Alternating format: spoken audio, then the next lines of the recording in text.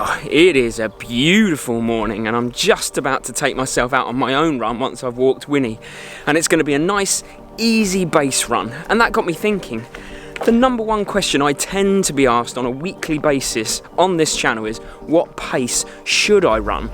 And if I had £1, by the way, for every time I was asked that question, I would literally have tens of pounds, maybe more, but it is definitely the number one question I'm asked. And it's not quite as simple as telling you a pace or even telling you a feeling you should run at, but I think I can answer it quite comprehensively, and more importantly than that, I want to give you the why behind it so you understand why I'm giving you the answer I am, and that way you can regulate your own training and monitor it.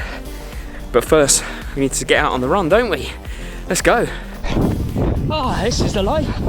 Out on the run at base pace. And if you're wondering what pace is base pace, I'm not going to tell you. And here's why. Pace or speed is entirely personal. So what might be my easy pace for someone else might be their hard pace, and what might be my hard pace for someone else might be their easy pace. So it doesn't make any sense to tell you what pace to run to stay in the base zones. There's other ways of doing that. If you don't use heart rate, a much better predictor of whether you're in the right base zones to train your aerobic base is whether you could hold a conversation like I am with you and not really have to kind of fragment the sentences too much. I mean, obviously I'm working, but I could run and talk like this all day long.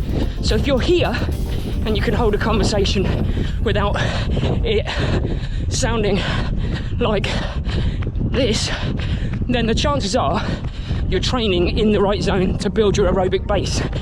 But why? That's the important thing. Why do we want to build our aerobic base?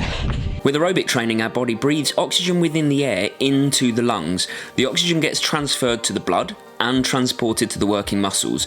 The more we train like this, the better the body gets at this process.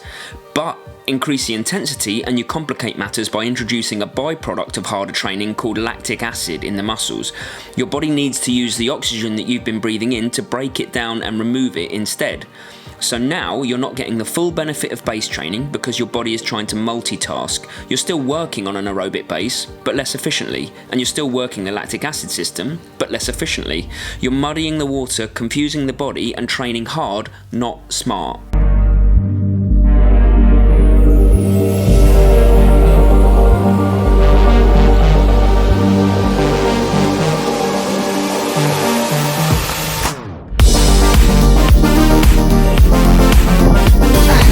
So the next time you're going out for your base run and you wonder what pace you should hold, forget it, wipe that off. Just think, could I hold a conversation at this pace? Is it easy enough? Because now I know why I should.